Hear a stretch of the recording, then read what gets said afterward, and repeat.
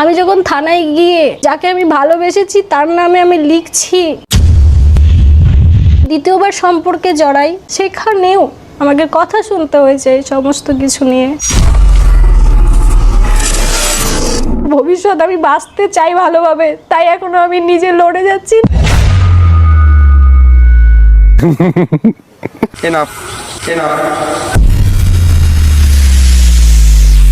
So hello guys, কেমন আছো তোমরা? আশা করি ভালো আছো। ওয়েলকাম মাই চ্যানেল বিন্দাস বিরাজ।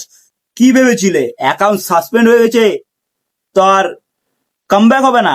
আরে বংরন আর প্রীতি ডিভোর্স হয়ে গেছে আর তোমাদের ভাইয়ের কামব্যাক হয়েছে। তো চলো বেশি না কথা ভ্যাট, আজকে ভিডিও শুরু করা যাক। Get let start. রাগ করলি?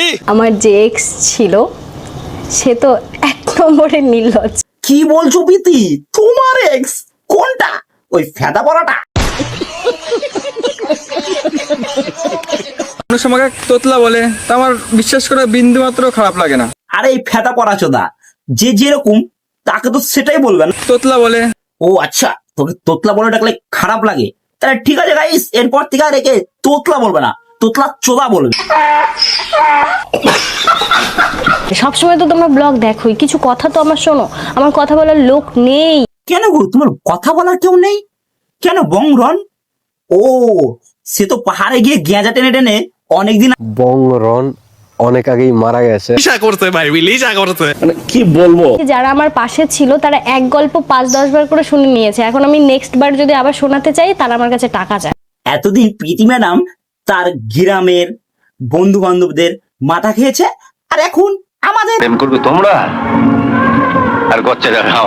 আমি যখন ছোট ছিলাম তখন আমার মনে হতো যে আমি পড়াশোনা করছি, আমাকে কিছু একটা করতে হবে জীবনে। আর তখনই আমাদের প্রীতি ম্যাডামের মাথায় আসলো যে একটা প্রেম করি। ছোটবেলায় একটা প্রেম করেছিলাম। আমি একটা প্রেম করেছিলাম স্কুল জীবনে। প্রেম তো একটা ফালতু কথা, ভালোবাসা একটা মিথ্যা কথা।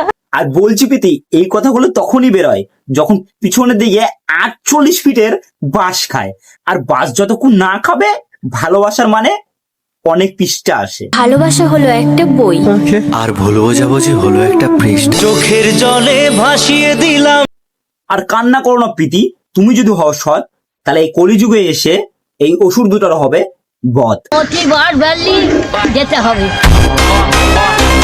আমার যে এক্স ছিল সে তো এক নম্বরের নির্লজ্জ। আমি খারাপ, আমি বাজে, আমি সব মানছি। তুমি কি করে 6টা বছর ধরে যার সাথে তুমি রিলেশনে ছিলে তাকে তুমি এখন এক্স বলছো? এই তো দেখছি আচ্ছা ডেরা চুদ। 6টা বছর ধরে যার সাথে তুমি রিলেশনে ছিলে তাকে তুমি এখন এক্স বলছো? বলছি ভাই, ব্রেকআপের পরে সবাই তাকে এক্সই বলে।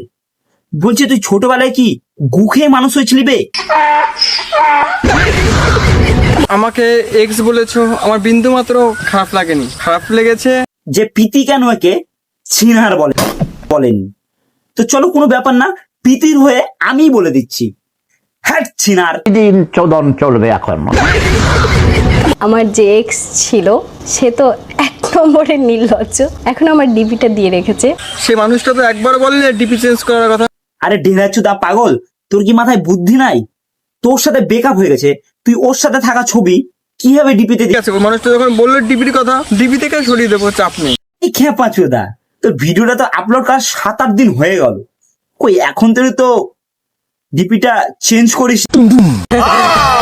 আমার যে এক্স ছিল হতভাগা মানুষটা কিন্তু এই যে আমি। তুই একটা হতবাগানা রে, তুই হচ্ছে আস্তে একটা পাগল চোদা আর গাধার মতো ডেরা চোদা। হ্যাঁ।